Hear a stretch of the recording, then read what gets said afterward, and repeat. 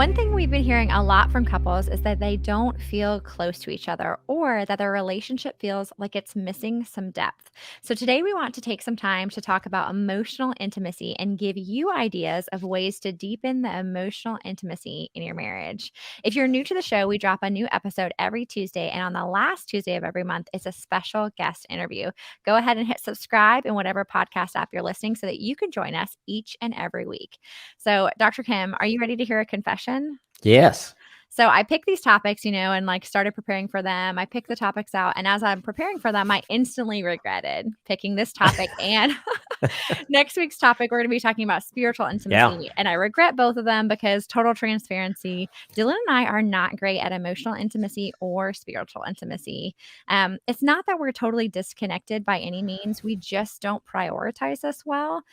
So we're this is not our strong point. So that being said, any advice I give to you guys today, I will also be preaching to myself. So you're not alone if you're a listener. Yeah.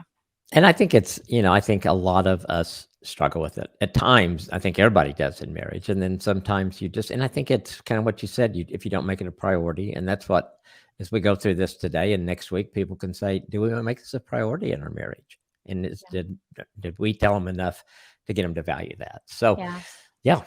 Here we go. So emotional. You're just going to be preaching to me today. It's going to be good. So what is emotional intimacy, Dr. Kim? I think it's this whole closeness to each other. It allows you to share deep personal feelings, but it's not just that you can share something with someone. It's also that they understand you and that they affirm you and they show caring back to you. I think that's what really builds the emotional intimacy there. It's one thing to have someone I trust. Like, I trust Nancy to tell her things, but it's another step when she empathizes with me, or she asks me good questions, or she encourages me.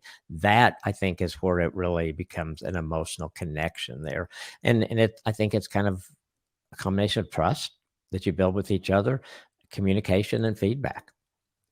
That's good. That's real good. So why is emotional intimacy important in a marriage? I think it's, we talk about two become one a lot in sexual intimacy. I think it's the same thing with emotional intimacy. I think it's that deep connection. And I think the more we're connected, I think the more we, the marriage is better. The more connected, it makes me think twice before I say something that might offend Nancy or just be something stupid I said. It makes me be more conscious of how can I respect her? How can I show her my love today? And when that connection is there, for me, when that emotional intimacy, those things come pretty easy. And when the emotional intimacy isn't there, because we react so much to our feelings, it's a lot harder for me to do that. Yeah, absolutely. And so I think the more intimate we get emotionally, the deeper that connection, and it goes all over our marriage. Yeah, that's so good. And I think one thing that's worth noting at the beginning of this podcast is one of the ways that Dr. Kim defines intimacy, which I have found so helpful, is just it's anything that draws you closer together. Like, that's what intimacy is. It's closeness. It's that togetherness. And so, to me, emotional intimacy is important in a marriage because it really is about understanding, right? Understanding one another, because we are not robotic people. Right. We are not just our behaviors. We are emotional beings. And so, how can we be intimate with one another? How can we really know each other if we're ignoring our emotions? That would just leave you really, really misunderstood. If you don't understand what your spouse is feeling and the emotions that they're experiencing, you really don't understand them, because we are emotional beings. Even if we're someone who comes off as someone who's not as emotional, you still have emotions. It's whether you're displaying them or not.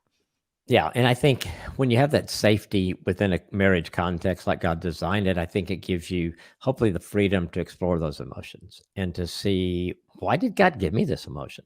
Well, it might be and partly to connect with your spouse and to have the marriage that God designed for you. So I think when that safety there is with someone else, and allows that to happen too. Yeah, absolutely. The safety to feel like you can be vulnerable, and with that vulnerability comes that intimacy and that closeness and that depth in that relationship that, like we said, a lot of couples feel like they're missing. Yeah, and I think it is. I think I can remember early on in the marriage, because I wasn't great at being vulnerable. I could talk well, but I can remember a couple of times being vulnerable and couple times it was consciously doing it. Other times it just came out and just holding my breath, thinking, "How's she going to react to this?" This was dating times and stuff, and so it is a risk, and I get that. But I think if you're going to grow your relationship, it's worth taking that risk. That's good. That's good. So, does emotional intimacy come natural to some couples and not others in your experience? I think that's such a good question. I think it is there within us. And I think most of us probably had that at some point before we got married, that there was at some level there. I think the key is, do we continue to nurture it? And so I think it's in us, but I think we have to work at it. I think because of the world, our selfishness, all those kind of things, I think yes, it's naturally there, but we got to work on it. We've got to actually respect our spouse. We've got to take time to enjoy being together. We've got to make that time to laugh together and share memories and share common interest and the physical closeness. We have to take those steps to nurture that and watch it grow. Yeah, absolutely. I agree. I think when you're first dating in that very like lustful like season where you're just super attracted to each other, you're so interested in each Yes. other. And Yeah. so that's what like makes that intimacy a little bit more natural. But I think it really is the keeping and the continuing to grow emotional intimacy that is a tricky part because it is hard work knowing someone. You have to pay attention. It takes work to be intimate. The problem is we get lazy and we get busy, Yeah. and laziness and busyness are going to block your intimacy. So we have to fight against those things. No, absolutely, and because they are gonna be there. The busyness of life is not gonna go away. We just have to learn how to manage it in a better way. Yeah, absolutely. I think too, in most couples, what I see in the longevity of their relationship is it usually comes a little bit more natural to one of the spouses and not both. For whatever reason, I feel like God brings people who are really different together. And so Yeah. that's usually what I see. I think it's really rare to have both be naturally, emotionally intimate, like in the longevity of their relationship. I think that's true, and I think generally we think of it being, the wife that is, but I've Mhm. seen many situations where it really is the husband Yeah, me that too. is Mhm. that. And I think too, we talked about, I think most couples do this pretty well before they get married, or they wouldn't get married, and I think a lot of that falls on us as guys, because when we're pursuing you, we are all the stops. We'll sit down and listen to you for 3 hours. Well, do you do that if your wife needs to talk 5 years into marriage? Not that you have to sit down for 3 hours, but I mean, I think it is. I think it a lot of times the guys, we don't value it as much going into marriage. We value it to connect with her, to get her to love us, to get her to care for us, to get her to say yes, all those kind of things. But then it's like, I don't know why, because we at that point, you think, "It's so good. I just asked this person to marry me. I am so in love with this person." You get married and you go, "You want 5 minutes?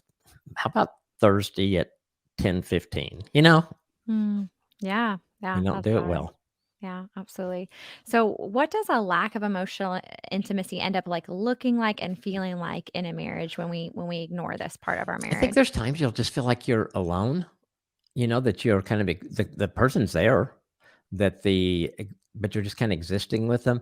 I think sex becomes more of maybe how the world looks at it than how God looks at it, because I think God's plan was there is a huge connection emotionally that goes along with that. And so I think we can fall in the trap of sex becomes kind of mechanical, or just physical without any of the depth to it that I think God designed it to be. And so I think those are things that I would say are red flags. If you're feeling those things in your marriage, then probably emotional intimacy needs to be looked at and needs to be worked on. Yeah, that's good. Yeah, I think it feels like surface level, like, lacking that depth, like we've been talking about. But maybe it also feels like you don't really know your spouse or they don't really know you. Or I think one kind of like red flag would be, or like an example would be your spouse often misjudges how you feel or what you Mm, meant. Which, if we're being honest, like that really sucks, especially when our spouse gets us wrong in a negative way. But it really hurts when our spouse gets us wrong. And I think the reason that hurts so much is because our spouse is supposed to know us so intimately. So that when yeah, they misjudge us because sure. we lack emotional intimacy, like, oof, like that's painful because it feels wrong. Yeah, no, absolutely. And it's not what you got married for. Yeah, definitely. So I think if you're constantly feeling misunderstood or like you misunderstand your spouse, like your spouse is always like, that's not what I meant, or that's not how I feel. Don't tell me how I feel. Then this is probably an area that needs some work in your marriage. Yeah, or if and sometimes those are gonna happen, but the key is, does your spouse then say, "Help me understand this. Okay, Mm. I know I didn't hear this right," or whatever. You begin to process through that and come to and that draws you closer together as opposed to just, "Oh my gosh, what do we got here?" Yeah, definitely. And you make a good point because even a really emotionally intimate, like close couple is going to misunderstand each other Yes. sometimes. Like that's going to happen. But is it happening all the time? And yeah, are you seeking to understand when it does happen? That's the difference there. That's what you wanna look for, and honestly, there's times that Nancy and I still go through that. I mean, it take like I say all the time, you don't get to know everything about somebody in a lifetime, so Mhm. why are you bored in your marriage? Get to Mm. know that person. Yeah, that's good. That's good. Be a student of your spouse. So, how have you and Nancy deepened your emotional intimacy over the years? I think we started out listening together really well.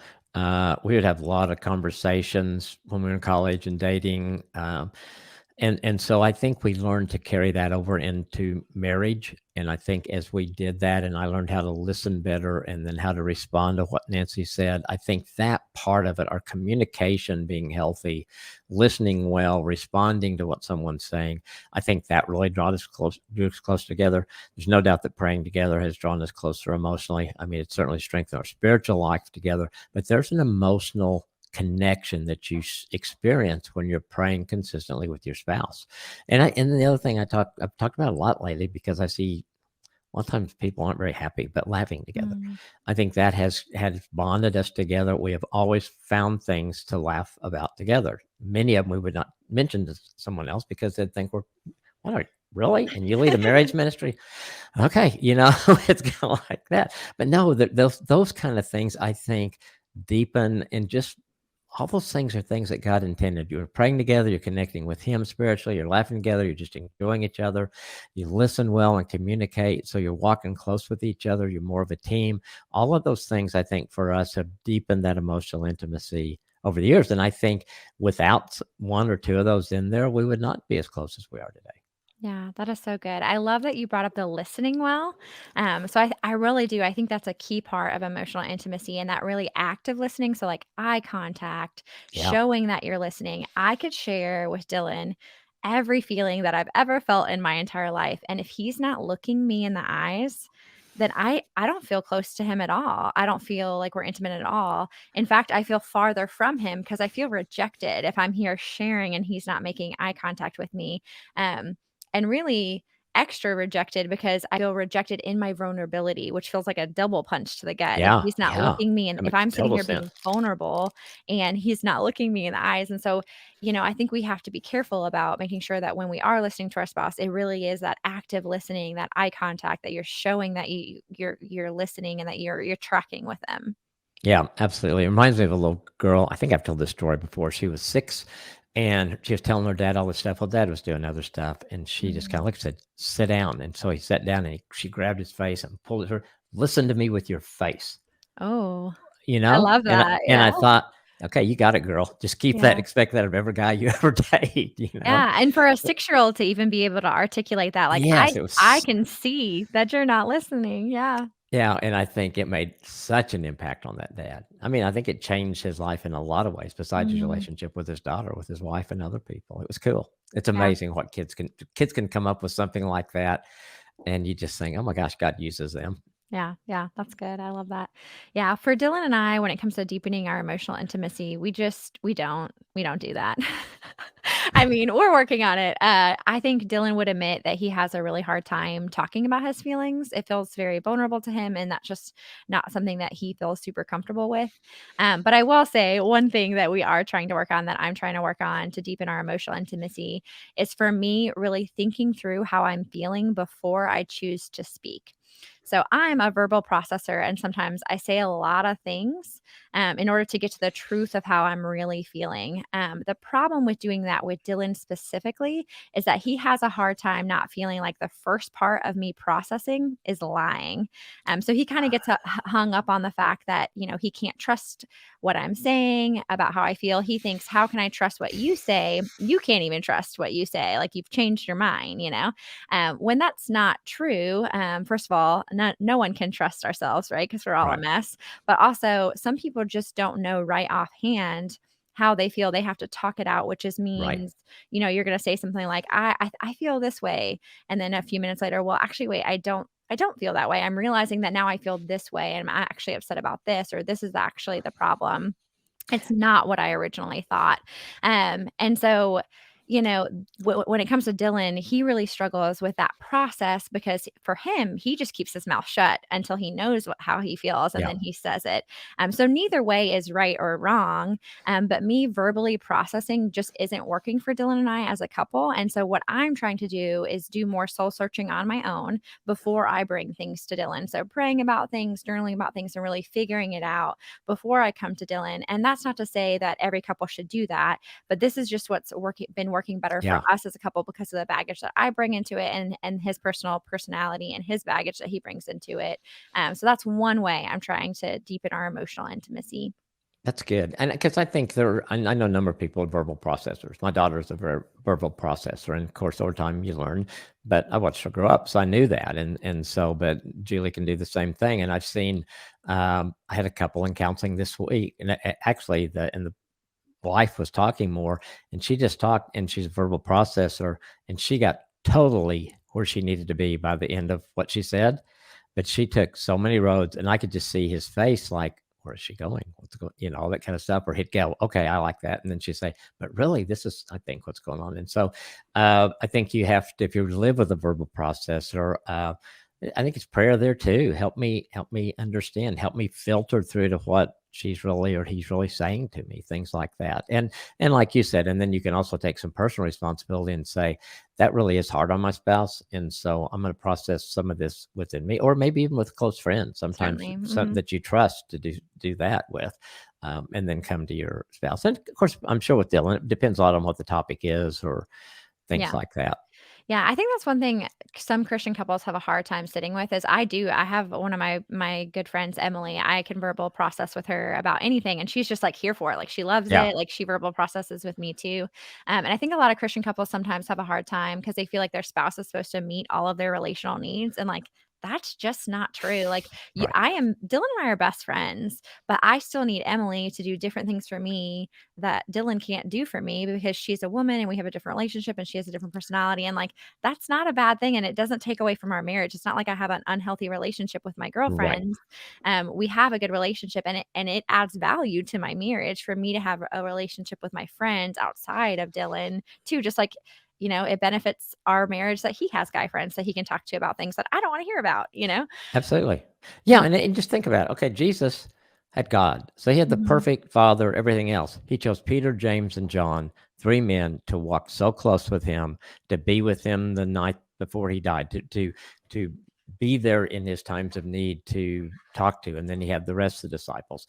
But he had those three, and I think that sets the pattern for us. Even with God as his father, he shows us that he needed other people Mm. and that Mm. God brought these people to walk with him. Yeah, that's interesting. So, what are some ways to deepen the emotional intimacy in a marriage? What advice do you have for couples that are listening today that want to grow in this area? I think um, I think one thing is to give yourself opportunities to connect. And we talk a lot about date nights. And I know for some people it goes in one ear out the other, or they have date night defined as, gosh, it's going to cost a lot of money. When we're really just talking about, say, 3 or 4 hours a week that you just the two of you, whether you're walking around the lake or a mall or whatever.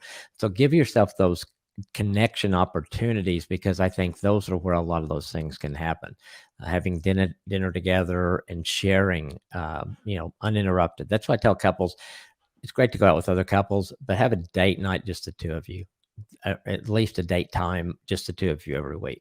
And then opportunity with activities and things, just give yourself opportunities to connect. And I think when you do that, it does connect you emotionally too. Hmm. Yeah, that's good. I love that.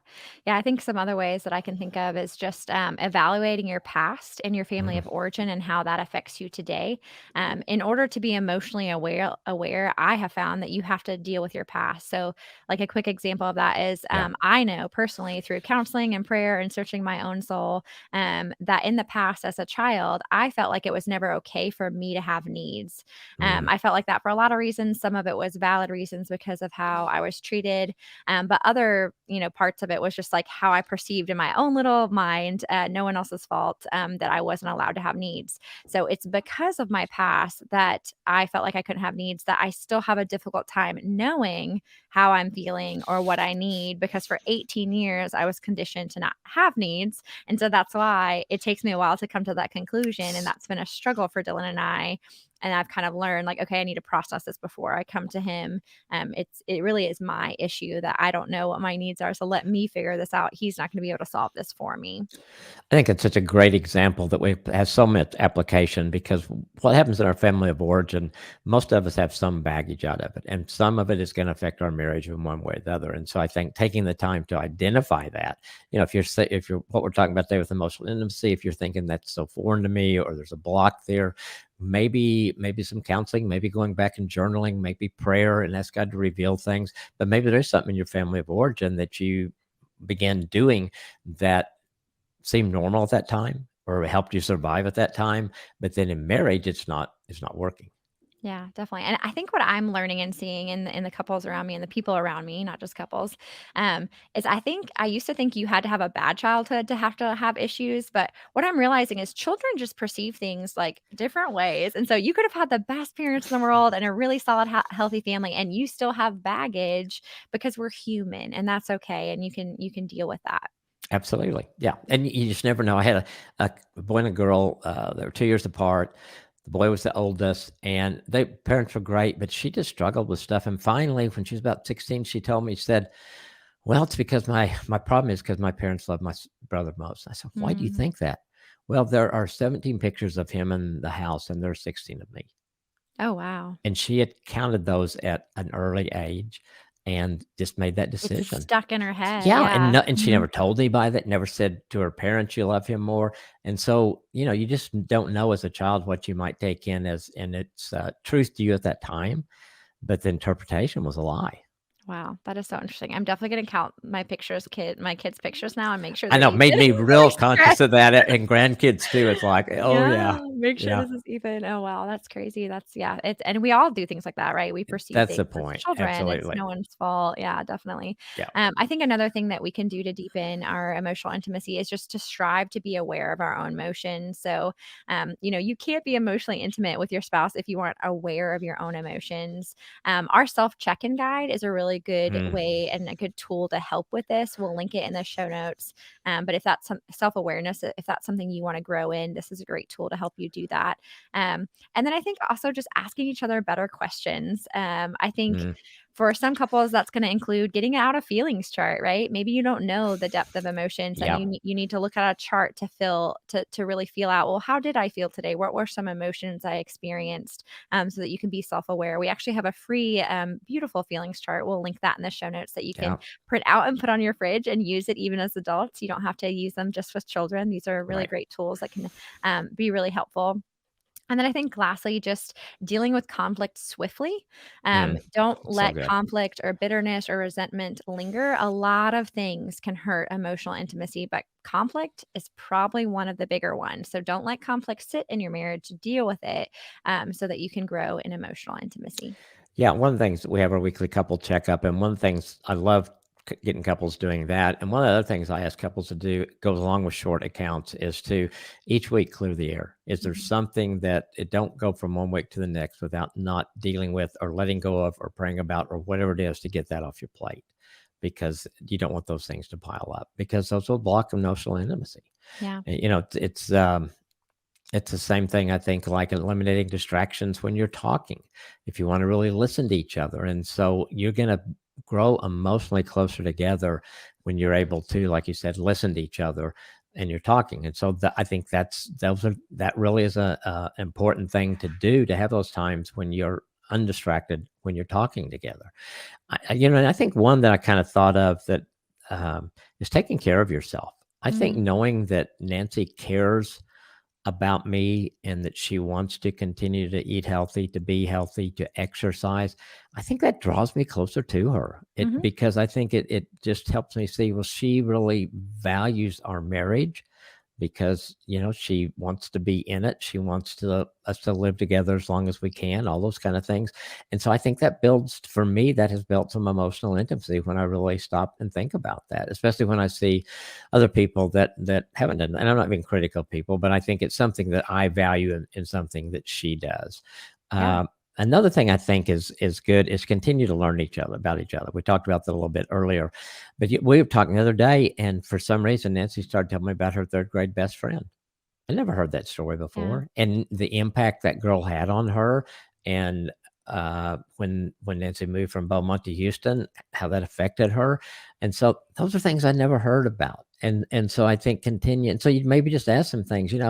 What was your third grade class like? What was your Mhm. teacher like? Who was your best friend? I mean, just continue to find things out, because sometimes you'll find a little nugget in there that thinks, oh, wow, that's really cool. Or that teacher taught Nancy that. No wonder she does that so well. That teacher taught them how to value that. So to me, those things are fun.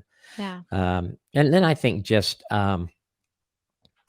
I think one thing that does for us is when we do something unexpected for the other one, and it doesn't have to be a big deal, but something's nice or shows that we care. And I think those build emotional intimacy too. It's like, she took the time to go and get this today. It cost $5, but she knows I like this, and she went to get it, and she brought it, and it was laying there on the counter when I got home. Mhm. I didn't expect her to do that, but it's like, oh wow, I feel so close to you right now. Yeah, that's sweet. I love that. So for the person who's listening today that really gets uncomfortable when it comes to talking about their emotions or being vulnerable, what would you say to them about how they can overcome this for the betterment of their relationship? I think maybe writing them out first would be good. Um, whether it's journaling or just taking a yellow pad, or I'm talking about real pencil and paper, which I don't use that much anymore either. But I think by writing them out, then maybe even saying them verbally, and then maybe it's easier just to read those to your spouse, or just Mhm. whatever it takes to get you over that hump. And I think you can talk to your spouse too. Maybe you talk about what would make you feel safe if you're going to try to take this step and be more vulnerable and try to connect more emotionally. And so I think you kind of put those in place. You prepare, you pray, you tell your spouse you want to work on this. Will you come alongside me? And then you jump. And Yeah. then you jump. You Yeah. did everything, but you got at some point you got to jump. It's not going to be Mhm. where you think I'm 100% confident in this. I don't think. Now God could do that, but my feeling is He always leaves that room for us to jump, for us Mhm. for Him to do all this stuff, and then it's like, okay, now we gotta do our part.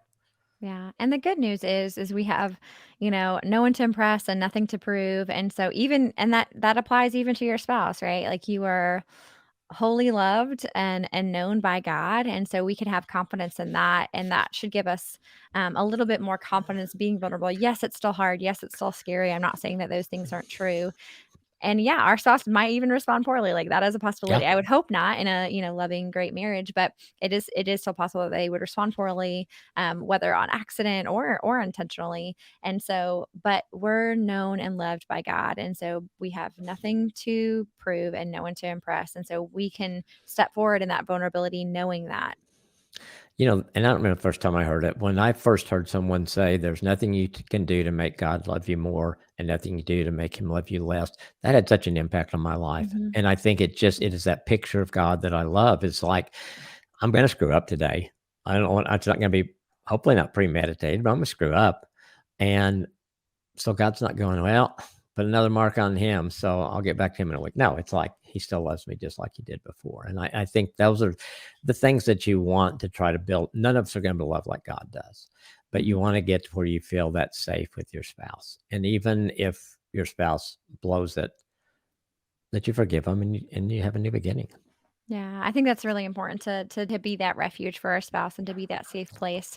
So as you're listening to this podcast, and maybe your spouse listened to it too and is planning to be vulnerable to you, remember to not have sin shock, to take people as they are, and to love them unconditionally and hear them out, and think what would it look like to make them feel safe right now, so that they'll share with me next time, because you want them to, right? Like, you don't want them to hide Absolutely. hide things from you. Like, that's not what you want. So yeah, No, that's and I think for a lot of people, it's a building process. It's something like what you and Dylan are doing. We're going to work on this. It's not something that comes easy for us and hadn't come easy for us, but we also value it, and so we're going to take some time and invest in this and work on it. Yeah, absolutely. I also think on that same note that knowing why emotions are hard for you is helpful. Hmm. So investigating that, naming that, is really helpful. So is it because of past baggage, like it is for me? Is it because you were taught, or you weren't taught how to deal with emotions healthily, or is it just a personality thing? So like that's what it is for Dylan. It's in his personality to not be as emotional or as comfortable with vulnerability, but naming it and claiming it is a really helpful first step so that, understanding the specific hurdle that you have to jump when it comes to emotions will help you jump it. And so I think doing some personal investigation there and prayer and journaling would be helpful. Absolutely. And you may even decide, okay, I want a counselor. I'm going to go to a counselor to kind of help let that Christian counselor help me kind of work through this or to pray with me about that. Because I think it is. I think awareness, at least when you got that information, uh, it's easier to say, okay, this is what I need to do. Here's my game plan Yeah, to work out absolutely. of this. Absolutely. And then on the other side of this, if you're married to someone and you feel like they're just not opening up to you or they're not being emotional with you or providing that depth, one cool tool that we do have here at Awesome Marriage is questions to help your spouse open up. It Hmm. has a bunch of questions that will help your spouse open up that you can ask them. It also has um, just some prayer and response stuff for you to do to start to make sure you're being that safe place for them. So it's a really great cool tool. We'll link it in the show notes so that you can read more about it and see if you think that might be the next step for you. Yeah, that's great. Yeah. Well, this has been a cool conversation. What final piece of advice do you have for our listeners today about emotional intimacy, Dr. Kim? Well, I hope we defined it well for people, and I hope we did it in a way that they can see there's value in this. And if they've got it, keep working on it. And if it's something that you need to work on, talk to each other about it. Maybe if your spouse did listen to it again, and then kind of look at your next steps from that. And I think that way it puts you on the road to putting that as a part of your marriage, and you'll never regret that. It's just an amazing thing.